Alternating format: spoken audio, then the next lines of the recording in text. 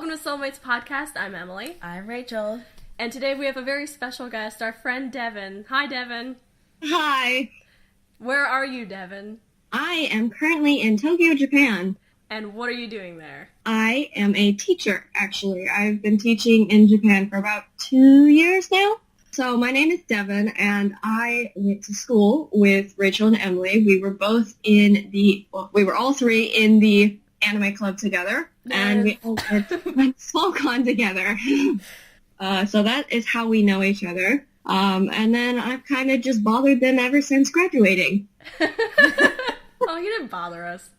Okay, good. Notice how I'm silent. No, I'm kidding. Well, you know, I get packages from Devan. So. Yeah, I know. I get nothing from Devan. That's not true. That's not true. You got that Sailor Mars thing. I know, and it's awesome. Yeah. Which I honestly thought was a pen, and then you sent me that picture, and it's a pointer. Yeah, and I was like, my mind was blown. I was like, wait, what? And I started extending it. I was like, I have to take pictures of this. This is awesome. It's also like a back scratcher. Half pen, half pointer. I ran out of halves. Half back scratcher. Japanese ingenuity. Yes. So yeah, I send Emily a lot of gifts from just weird things that I find around Tokyo. And we're gonna come stay with you when we go over to Asia in March. Yes. Yeah, we're gonna sleep on her floor. Yep.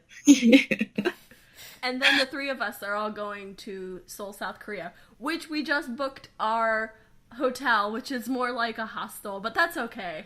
We just booked it. It's cheap, y'all. It's okay. cheap. We booked it via Airbnb, so I suggest everyone check out that before doing anything else, because this thing was like $19 a night, so. Yeah, and I mean, even though we're sleeping in bunk beds, like, they looked really nice. It does not look gross at all. Yeah, and if you check out the amenities, you can find places with washer dryers, so that means you can pack less clothes and breakfast, so you can spend less money. Yes. As long as there's hot water, I'm happy. Me too. Yeah. You know, it's just the little things. I imagine this is going to be a little better than living in a dorm room. Yeah. So, can you talk to us a little bit more about what you do for a living and kind of give people an idea of an everyday in your job? Sure. So right now I am an assistant language teacher at a junior high school. And I actually work for a company that then contracts me out to this school. So I got lucky and I only work at one school, but you could technically work at a different school every day. Yeah, Chan works at 3 schools. Our friend Chan also works in Japan, but she lives all the way north. Yes. Yes, she is in Hokkaido. Yeah, and I think she works for 3 schools. Yeah, that's not surprising at all. But I got lucky, and I've been with this school for about 1.5 years now, and I really like it a lot. It's very nice and easygoing. What's, like, the first thing you do? Well, usually, before I even get to work, I have to commute to work, which is a process all in itself. It takes a bus, a train, and then another bus to even get there. Oh, how long does that take? It's like an hour at least. And I know people make fun of like how they push people into the trains to fit during the rush hours. That's not a joke. There's no joke there. That's a thing that happens. So, yeah, you get sardined in for about 15 minutes, and there's an elbow in your face, but, you know. What do you do on the commute? I usually listen to your podcast, actually. And it's kind of awkward, because I'll just burst out laughing in the middle of all these silent sardines. Silent sardines. That's gonna be us soon. Well, you get to listen to yourself talk, too, Devin, the next time. Super awkward. But yeah, after that, I usually have about 5 classes a day, and I'm not the main teacher for these classes. I'm the assistant language teacher, so usually that entails me either running a game or just helping the kids out with like personal project essays or doing native language like reading so they can hear it in a native language kind of speech. How old are these kids? This is junior high school, so 12 to like 15-ish. So their level of English is probably pretty okay if they've been learning it since elementary school. It's okay. I would definitely say there's a vast difference between the first years and the third years. Okay. So this is like junior high school is not really a division we have here, or is it like middle school, but like older middle school? It is divided differently. Okay. Elementary school in Japan is first grade through sixth grade. Okay. And then junior high school is our seventh grade through ninth grade. Oh. And then high school is only 3 years. Oh, okay. Interesting. Yes. So the third years, which we call the ninth graders, are really 15 and actually kind of old. Yeah. So they get some attitude every once in a while. Oh, of course. Of course. I've also taught 15-year-olds, so yeah. I'm sure you have some really good stories, Rachel. I don't know about that, but I don't know if they'll make it on this podcast, but you'll definitely hear them. Yes. You can whack them with your Sailor Mars pointer. So how did you find your current job, and what was the application and interviewing process like? Well, when I came to Japan, I didn't come on this job, actually. I came through an eikaiwa, which is like an English cram school that children will go to after they go to school. They'll come to this school. And that is how I actually got into Japan. And that process is kind of similar how you would go through the application for this other kind of working with public school system. And I applied through the online application, and I had to write an essay, which was kind of bullshit, but whatever. They just wanted words. And then you have to go to the interview, which was a group interview, and then I got accepted. And they set me up with training, which they will do with every company that you sign up to go with from another country. They will train you for at least a week. You will have a week of training going in before they just kind of throw you onto the job. But the process itself was pretty easy because I applied for my job with the public junior high school while I was in Japan. I did it all through Skype. I didn't have to go anywhere, which was nice. And I had to send a video of a sample of me teaching elementary school and junior high school lessons. So that was terrifying, honestly. But it worked out. I mean, it wasn't that bad. It really wasn't. I would totally recommend it. Like, don't be afraid if it's something that you really want to do. It's something I've been thinking about forever, and I just kind of got over my fear and was like, suck it up and do it kind of thing. Mm-hmm. Yeah. So I totally recommend just going for it, because almost everyone will get accepted. Yeah. It's really surprising, some of the people who actually have this job. Woo! We are throwing some shade on this podcast right now, Devin. I mean, no offense to them, but I won't name names. It's like, you know who you are. Yeah. You know, person not listening to this podcast. So I'm going to link you to this podcast. Program. What company are you working for? I know there's a couple. I am currently working Interac, Okay. And I didn't hear about them until I came to Japan, actually. Okay. So if you guys want to do some international teaching, just do some research, because if you don't get into one company, odds are you could probably get into another, because there are multiple programs. Yeah, Yes. It really seems that at UF anyways that it's like jet or bust, and I don't think that's how it is. It's not. Everyone wants to get into JET, and I don't understand why. Because if you want to go to JET, they actually control your life a bit more. They have more say in like what you can and cannot do. And then you're also going to get sent out into the boonies. So if you want to go to Tokyo or a big city, you need to go with a different company. Good advice. Yeah. So what should people do to prepare for teaching in Japan? Get a degree. That's really all you need. Step Speak one. English, get a degree. So an undergraduate college degree? Yes. In anything, or preferably like language or English? Oh, they'll take anything.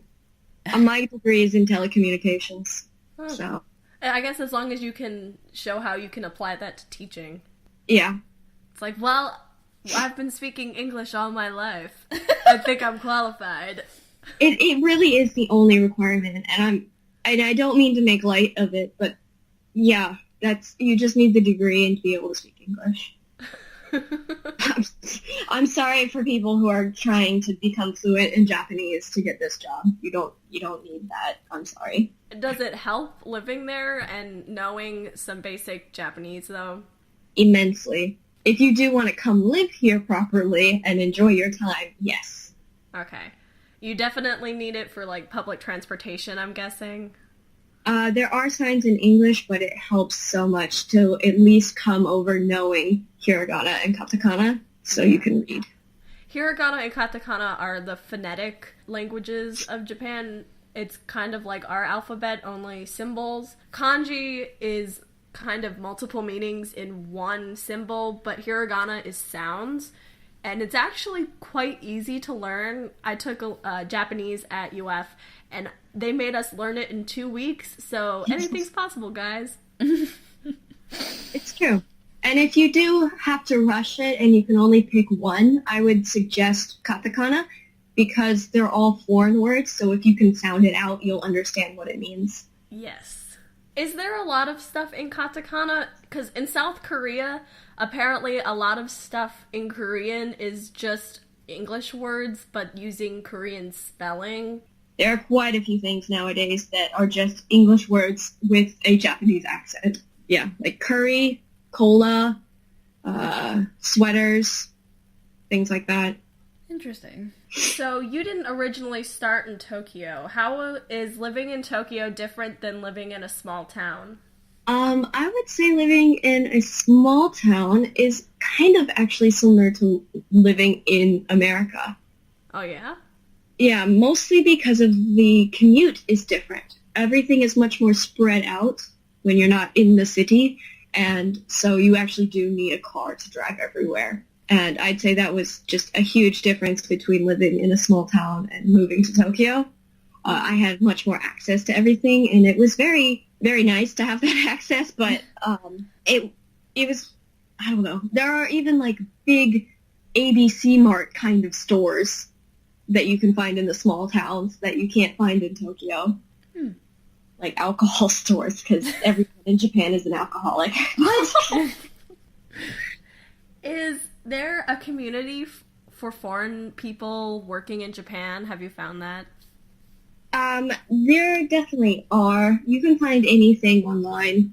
I mean, if you want to meet up with anyone, depending on your interests, you can definitely find it through Facebook or through meetup.com, or anything like that. Definitely Meetup is quite popular. There are a few groups on there. Or even through your work. I know Interact hosts different, like, potlucks and get-togethers for the people that work for them to actually, like, meet other foreigners living in the city. That's a good idea. Yeah, because in South Korea they have, like, the Itaewon district, which is kind of where all the foreigners are shuffled to. So I'm guessing it's much more spread out in Japan. It's much more spread out. There is no just, you go here kind of district. Okay. I really feel like that's because Japan has had more access to foreigners over the years than South Korea has. South Korea has, like, just within the last 15 years become popular to people that aren't South Korean. Yeah. Yeah, I would agree with that. How is American life different from Japanese life, and are there any weird similarities that you find? There are quite a few differences, I would say, actually. It's like the basic everyday life is the same. I mean, you get up, you commute, you go to work, you eat dinner, and you go home. But it's like the little things that just make the really big difference, like the things that you'll buy at the grocery store. Your diet's going to be totally different. There is public drinking, so you will see a lot of drunk people. It's like Korea. People will just, there's no, like, open bottle rules or anything like that. Party. Nice. Yeah, all day, every day, apparently, in the city. So that's a big one. I would say also another thing is just the way people look here. It's just a very big community-centric culture, and it's very important how you display yourself in that community and to, like, conform to those standards. Mm-hmm. So I'd say if you ever visit Tokyo, you will see the army of men with their black suits and their white shirts, and that's all they wear. It's quite the uniform, and it's quite impressive to people who've never been here before. Do they run down the street with their briefcases in a pack? Yeah. And then you'll see them at 8 o'clock at night getting drunk together. And throwing up outside the place where they're getting drunk. Cute. That's quite the herd of Mantelope. Yes. Yes. What are some of your favorite places in Japan? I do like all of the traditional places. I have a video up on my YouTube channel, which I'll just plug right now. It's Devan Jean on youtube.com. That shows one of my favorite Buddhas in Japan. It's actually the biggest Buddha in Japan. It's like 120 meters tall, and that was really impressive to me. And it's not as popular as it should be. Is it in Kamakura? No, that is a different one. But One. that one is also cool. That I just remember because I went to Japan a long time ago when I was a teenager, and I remember the gigantic sandals for the Buddha. Yes, they have those. Yeah. Yeah, I watched some of Devan's videos on our YouTube channel. I actually watched that one because I saw that your family was in it, and I was like, oh, that's interesting. But yeah, you should go follow Devan or subscribe to Devan on YouTube. Like, comment, subscribe. Yes. Yes, plug me right there. But yes, I would say definitely the traditional things, but also because I am an anime person and I like cosplay and I like all of the things related to that, my favorite place is actually Ikebukuro, which people would think I would say Akihabara, but it's Ikebukuro.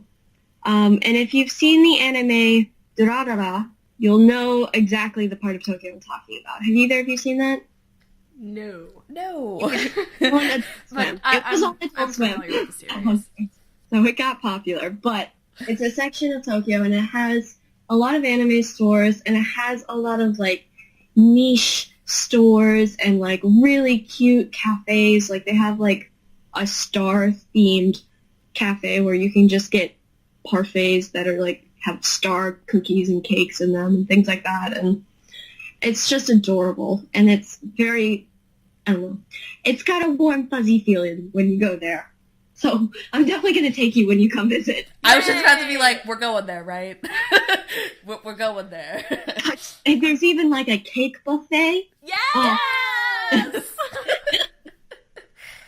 So good. We love cake.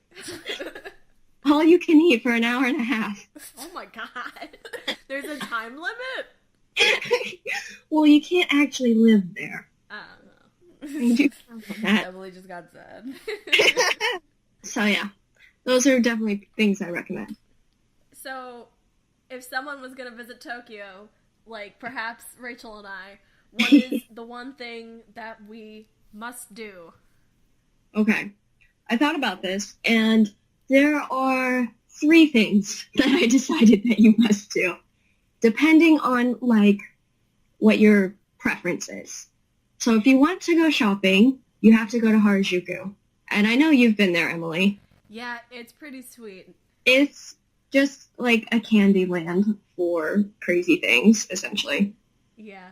All I remember from it mostly, though, is there was a guy in, like, a mascot suit trying to get people to donate blood, and he was, like, up in my face, and I didn't know how to say, please go away. You punch him in the face. That's how you So maybe Harajuku is different now. Well, I haven't seen him, but maybe. But I definitely recommend them, that main street, Takashita Dori. Mm-hmm. It's crowded, so don't go during the weekend. Definitely go during a weekday, when everyone's at work. But yeah, it's really cute and fun. After that, I would say definitely go to Asakusa if you want to hit all of the traditional things. They have that temple with the big shoes. Nice. Yes, and they have very good food and good souvenir shopping. And I totally recommend there. It's got a great vibe to it, and it's definitely awe-inspiring. It's very touristy, but I mean, there's a reason it's touristy. Yeah. Well, we're gonna be tourists, so... Exactly, and it's okay to be touristy, I think. It's totally okay. Should we bring our Hawaiian shirts? Oh my god. That might be a little much. The last place, of course, is Akihabara. Even if it's not as good as Ikebukuro, it's just something you need to see. Visually, it's just more appealing. There's just giant story high posters of the current anime, 5-story high posters and things like that. There's maid cafes there, right? There are maid cafes. There is an owl cafe that we can go to. Ooh. Owls? Owls! There's even a hawk in it. And we want to hold a hawk. Oh, well, you know, it's hard to not look majestic holding a hawk. In a cafe. I want to see cute little owls. I was hoping we could go to a Bara cafe. Emily, don't crush my dream. We're gonna be Tiny little feathered owls are so cute. well, we're gonna be there for multiple days. There's so many different kinds of cafes. I feel like if you think of an animal, it's probably in a cafe here. I bet you could go on like a cafe tour. You probably could. That is what I want. Can we do that? That's what I want. Can we just eat 24/7? Isn't that what we're going to be doing? That's what I plan on doing. I totally approve. Awesome. Is there anything else you want to plug or let people know about? I would just say, if you do want to come over here and you do want to teach and you do want to try and get into Tokyo, it is all bright and shiny when you get here. It is going to be stars in your eyes and just, ooh, look at this sushi that I can buy at the convenience store kind of thing. Mm-hmm. And it's wonderful, and it is, but it is also real life. It is a real job. It is real struggle trying to communicate with people. And find your way around and do all the things that you will take for granted that you can't suddenly not do, like go to the post office will be a challenge. But in spite of all of that, it is most definitely worth it. And I totally recommend going for it, for applying for these jobs if you have that desire, if you have been thinking about it. I can't recommend it enough. It's been very much a life-changing experience. And yeah, you should definitely do it. And go watch my videos and subscribe. Like, comment, subscribe. Devan Jean, YouTube.com. Yes. Okay, thank you so much for talking with us. We hope everyone liked this interview. If you do you want us to do more of them, just let us know. You can find us on Facebook, Tumblr, and Gmail, Soulmates Podcast. Thank you so much, guys. Goodbye. See ya. Bye.